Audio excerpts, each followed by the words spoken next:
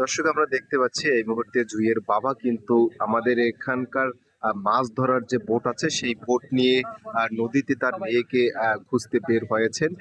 এখানে কিন্তু কোনো ডুবুরি দল না থাকার কারণে এখানকার স্থানীয় জেলে এবং যুবকদের সহায়তা নিয়ে কিন্তু এই মুহূর্তে এই জুইয়ের বাবা তার মেয়েকে খুঁজতে নদীতে বের হয়ে যাচ্ছে। আহ, এখানকার জনগণ যে দাবিটা করেছে এবং জুইয়ের বাবা বান্ধবী সহ অনেকেই যে দাবিটা করেছে যে এখানে একটি আহ,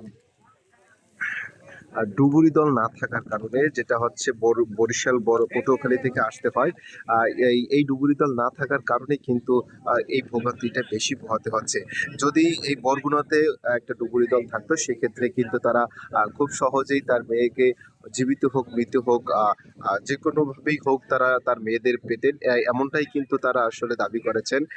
আমরা দেখতে পাচ্ছি যে এই মুহূর্তে কিন্তু জুইয়ের বাবা স্থানীয় জেলে এবং আহ, যুবকদের নিয়ে জেলেদের একটা ট্রলার নিয়ে কিন্তু এই মুহূর্তে নদীতে তার মেয়েকে খুঁজতে বের হয়েছে। আমরা যদি আরেকটু আপনাদেরকে কাছ থেকে দেখাই যে এই মুহূর্তে কিন্তু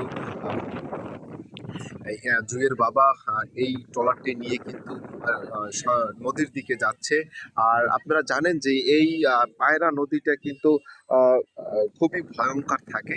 আর সেই ভয়ঙ্কর যখন থাকে তখন কিন্তু অনেক তুফান থাকে। তুফানের কারণে কিন্তু আহ, মুহূর্তের ভিতরেই মানুষ অন্য জায়গায় চলে যায় এবং এটা দিন দিন এতটাই স্রোত বেড়ে যাচ্ছে এই নদীর, যেই স্রোতের কারণে কিন্তু হচ্ছে আহ, দিন দিন মানুষ এখানে দুর্ঘটনার শিকার হচ্ছেন।